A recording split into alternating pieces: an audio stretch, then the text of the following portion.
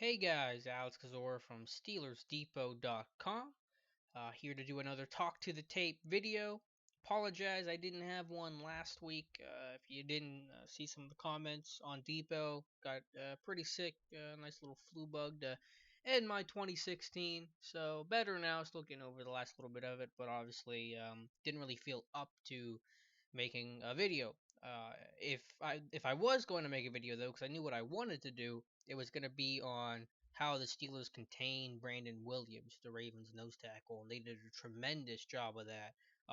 And that allowed them to run the football. If you don't control Brandon Williams, you don't run the football. So if you are interested in seeing that video and would like me to go back and go over a couple of those things, let me know either on Twitter, comments on this video, the comments on Depot, and I will.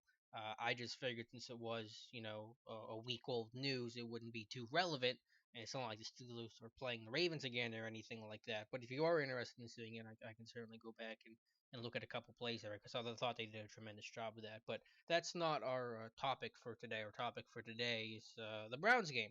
And even though it didn't mean anything, it didn't mean anything the way that the Ravens game did. I still want to look at it. There's still certainly some things to glean from.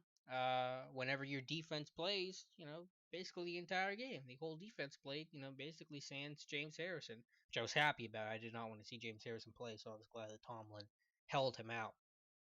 And although it's a win, and that's always nice to have to give you the 7 straight going into the playoffs. Steelers gave up 231 yards on the ground. 231. That is the second most yards rushing they've ever given up in a game and still won.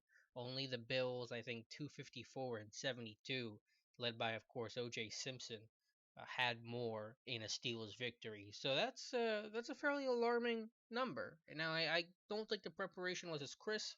I think Shazier and Castro have talked about it after the game that the guys weren't getting up for it the way that they were for the Ravens game and the way I'm sure that they will for the Dolphins game. I mean, there's some obvious problems. There were missed tackles and guys not getting off blocks and guys that are on the ground. And those are all some baseline things that are almost certain to be the case if you're going to allow 231 yards per game. But there's a couple other things too, some scheme related problems that we've seen come up before. We've talked about them, and they've gotten the Steelers in trouble in the past. And I want to revisit some of that today. It's an interesting topic. It's a good discussion point. I don't want to say this is completely wrong or it's totally the right thing to do. There's certainly a good level of nuance to it. But let's look at it first, and then we can get an idea of what I'm trying to get at. So the first one here is going to be in the first quarter. It's a 13-yard game by Isaiah Crowell. And, this has happened a lot. And I remember when I first saw this, it might have been last year, that maybe the year before, but I thought that this was just an issue with the linebackers not reading their keys. But this is actually by design. This is the Steelers storm blitz. And I'll run this thing throughout because you guys were telling me you'd rather see the clips run through than me stopping and talk. But this is Steelers basically there's one of their storm fire zones where they're bringing the safety Sean Davis down here. And they're going to trade responsibility and have the linebacker be responsible for number two, and he might work to number one. He's kind of reading the route tree and matching routes. If number two goes out, the corner's going to take him. If the number two goes out, corner's going to take him. Linebacker works to number one, safety over the top. This is their storm fire zone, and if it's a pass play, it's had a good degree of success. But if it's a run play, the Steelers have gotten into trouble before because you lose that linebacker run fit. You replace him, with the safety on the edge, but obviously you're losing your linebacker. So, real quick, look at Ryan Shazier here, and he's gonna, he's not even gonna read his keys. He's gonna just, get his eyes to number two right on the snap. So you see that almost immediately as Davis comes down.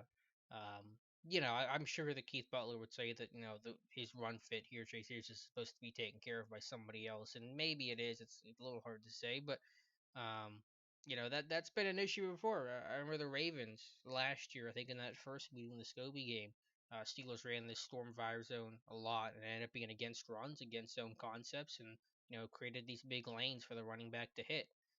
Anytime that you have the bubble open here, which is what the running back's going to read on his zone scheme here. Basically this B gap open, the guard uncovered. That's kind of the first area on inside zone that the running backs are going to try to look to hit. And so Jazier basically does not have a run fit, and you don't have that fit there. So which could now if you argued as if the linebacker reads run passes, he can get to number 2 in time and get to number 1 in time. That's the debate. What's the pros and cons and the cost benefit analysis of it? But that's removing a linebacker and a really strong run stopper who's been disruptive and really strong this year. Shazier has. He's no longer part of that equation, so you get a nice 13-yard run there. Similar issue, and this is all going to be kind of the same idea, just a couple different looks at it. Similar issue here. I'll go to the end zone angle actually. Steelers are in just straight cover too, but there's again just no real true reading run pass key. Right on the snap, Timmons is gonna bail. Ends up being a draw play, so maybe he's getting a hi hat read. But he's really out of position by the time that he recognizes that it is run. So I guess again it's tough to blame. I mean, you could sit there at home and really make sure that it is going to be a run play, but then if it's a pass, or do you get depth in time? So I mean, there's a struggle there. Like I said at the top of this video, it's not a matter of is this right or is this wrong. It's just this is what's happening and this is the consequence behind it. Any play call you have is going to have consequences. Nothing's going to be perfect. If there was something perfect, you'd call it all the time.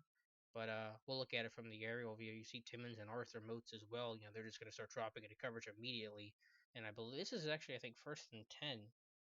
Yep, it's 1st and 10. So if it's 3rd and 18, let them run the draw. But it's 1st and 10, so it's not like it's an obvious pass situation. There was 4.5 minutes left in the second quarter, so there's definitely no obligation that you have to throw the football here. But you see Timmons, you see Moats are going to drop into coverage. Walton ends up being on the ground, which is a problem. I think he gets tripped up by Dupree. But the running back has a big runway to go through, and Atkinson picks up 10 yards here.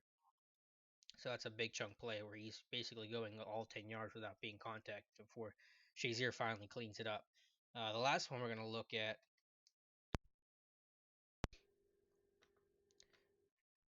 and I'm not really sure what's going on this play. 12-yard gain here in the fourth quarter. I mean, it's the same symptom. I can't really explain it as well.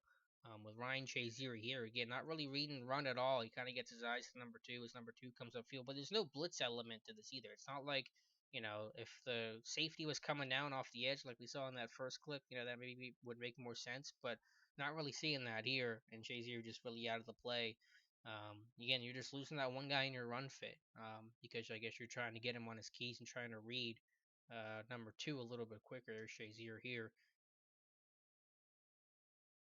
Again, Shazier's eyes, not really reading run too much. And again, maybe I didn't take a deep dive into the whole run fits of this scheme. Maybe they were saying Timmons is replacing. And there's some other issues on this play. It's not just because Shazier wasn't reading that. I mean, Moats doesn't do a good job as the force defender here. Thomas locks him up pretty good. Actually, it wasn't even Thomas. It was Seth DeVal with a tight end. That's a battle that Moats has to win. But, there's just a couple quirks going on with the scheme. And, I thought that after that Ravens game last year, Butler had shelved some of that stuff and some of that stuff had gone away. And generally, I think it has throughout this year, at least from what I've been able to tell. Maybe I've missed some stuff.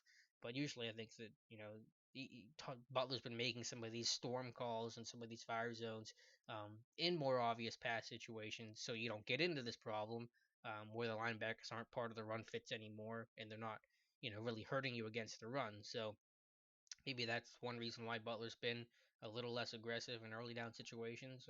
We have to go back and look at those numbers. We know he's kind of gone back to the norm in terms of blitzing overall on the season. But just something to consider that, it isn't just about missed tackles. It isn't just about guys not getting off blocks. It's not just about, the stupid stuff people saying about not being prepared or not caring enough. Some of it's some of the schematics as well, where linebackers aren't put in the best position to be able to read their keys and react, and it's going to get themselves naturally out of position of being late to reading the play. Not only at that point, if you're Shazier on that play, do you have to realize that it's a run, but where's the run going? What's the blocking scheme? How am I being attacked? Who's blocking me? How do they traditionally block? What's their style? So there's a lot of things you got to process now in an even reduced amount of time. So that's all I wanted to show, just those couple of plays. Didn't want to take too super long to talk about it because I know this is certainly not a game you or I are going to really obsess about too much. But when you give up 231, it's a problem. And certainly against the Dolphins, who ran all over them, the Steelers, and put up a very similar number in the first matchup.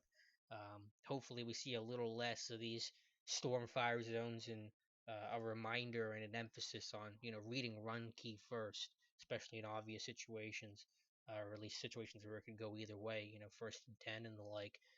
Instead of just bailing on the pass and getting to your spot in zone coverage. So I wanted to see. Let me know your guys' thoughts and feedback. I think I'm going to do a couple of these videos throughout the week. Got a couple topics I want to talk about. I think that'll be appropriate for video. But if you have something else that you'd like to see, let me know. If you want to see the video on Brandon Williams and the Ravens last week, I'll certainly do that. If I get a couple people that are interested in that, just let me know. Again, Twitter, Steelers Depot, the YouTube comment section, however, whatever is best for you to reach us. So thank you guys for watching, and we'll talk to you soon.